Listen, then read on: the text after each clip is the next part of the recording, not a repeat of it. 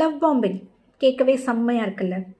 Literally நம்மள ஒருத்தர் காதல் மழையில் நனைய வைக்கிறது.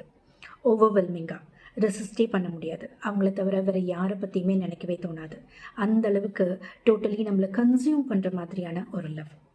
24/7 அட்டென்ஷன், காம்ப்ளிமெண்ட்ஸ், கிஃப்ட்ஸ், ப்ராமிசஸ் அப்படின்னு அந்த ஏர்லி ஸ்டேஜஸ்லேயே too much of dependency, attachment, intimacy etcetera. Why we get addicted to such people அப்படின்னா, they make us feel special, chosen and desired. ஆனால் இவ்வளோ வேகமாக நம்மளை பீக்கில் தூக்கி கொண்டு போய் வைக்கிற அந்த லவ் அதே வேகத்தில் நம்மளை தூக்கி எரியவும் செய்யலாம். May not be genuine always. Once நீங்கள் அட்டாச் ஆகிட்டீங்கன்னு தெரிஞ்சால் அவங்களோட அந்த லவ் கிராஜுவலி ஃபேட் அவுட் ஆகிடலாம். சம்டைம்ஸ் சடனாக கூட. உங்களை கரெக்ட் பண்ணுற வரைக்கும் தான் அந்த இன்டென்சிட்டி எல்லாம். Once you fall for them, அவங்கக்கிட்ட அந்த எஃபர்ட்ஸ் குறைஞ்சிரும். ஹெல்தி லவ் இவ்வளோ சத்தமாக இருக்காது. ஸ்லோவாக, குவைட்டாக உங்களுக்கு அந்த ப்ரீதிங் ஸ்பேஸ் கொடுக்கும். உங்களை ரஷ் பண்ணாது. இம்ப்ரெஸ் பண்ணுறதுக்காக எஃபர்ட்ஸ் போடாமல் உங்களை அண்டர்ஸ்டாண்ட் பண்ணுறதுக்காக எஃபர்ட்ஸ் போடும்.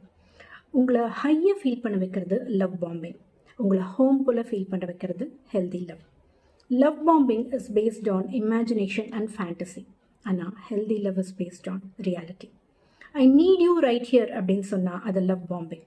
I'll stay with you no matter what சொன்னா அது ஹெல்தி லவ். புரிஞ்சுது?